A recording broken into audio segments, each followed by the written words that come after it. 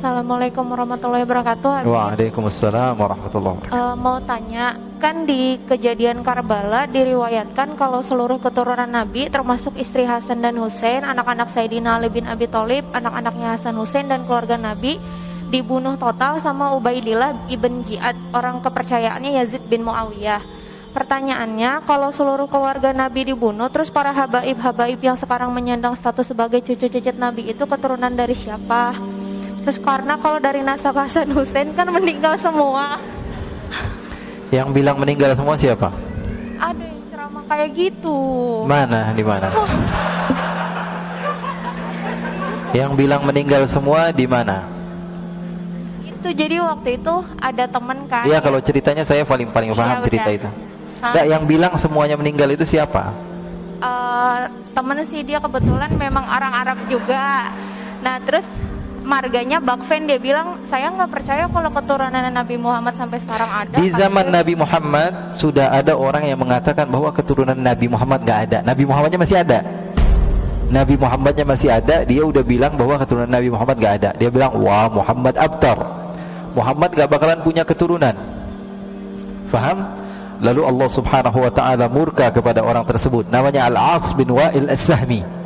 Lalu Allah katakan, Inna syani'aka huwal. Yang bilang kamu gak punya keturunan, dia gak bakalan punya keturunan. Bilangin sama teman kamu. Itu dalil Al-Quran. Baca terus menerus tapi gak paham. Inna syani'aka. Sekarang gampang aja. Saya gak perlu panjang lebar tentang masalah Karbala. Saya paham dan saya menikmati kisah-kisah itu. Artinya apa? Saya betul-betul suka dengan sejarah dan saya tahu kisahnya. Dan siapa yang selamat, siapa yang gak selamat. Ya, dibilang semua yang gak selamat, ya masalah itu ya Pak. Apa di dalam sejarahnya ada masalah. Ulama semua sepakat kok. Sekarang saya sebutkan hadis satu saja dari Al-Imam Ahmad bin Hanbal. Imam Ahmad bin Hanbal mengatakan bahwa nanti di akhir zaman akan ada Imam Mahdi. Hadisnya banyak. Di antaranya riwayat Imam Ahmad bin Hanbal, akan ada Imam Ukhti, ada Imam Mahdi, percaya atau tidak? Percaya atau tidak? Percaya. Dan ini harus kita yakini bahwa Imam Mahdi akan ada. Dan di dalam hadis tersebut dikatakan bahwa Imam Mahdi akan muncul dari keturunan saya. Percaya atau tidak? Namanya seperti nama saya, kata Nabi Muhammad. Percaya atau tidak?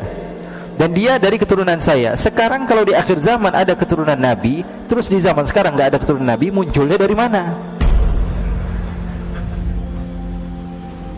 Faham atau tidak?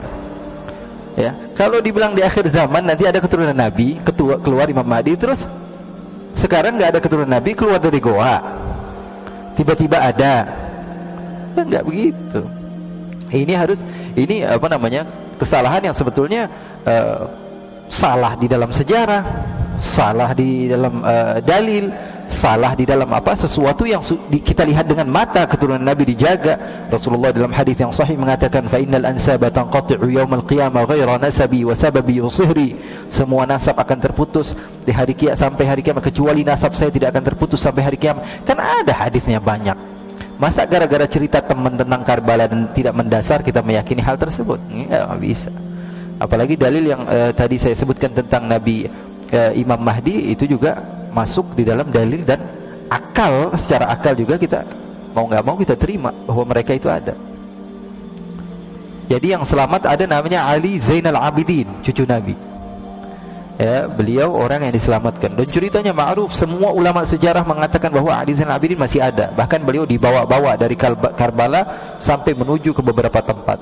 Dan putra-putri Rasulullah SAW masih beberapa yang hidup. Putra-putra Hasan masih banyak ketika itu.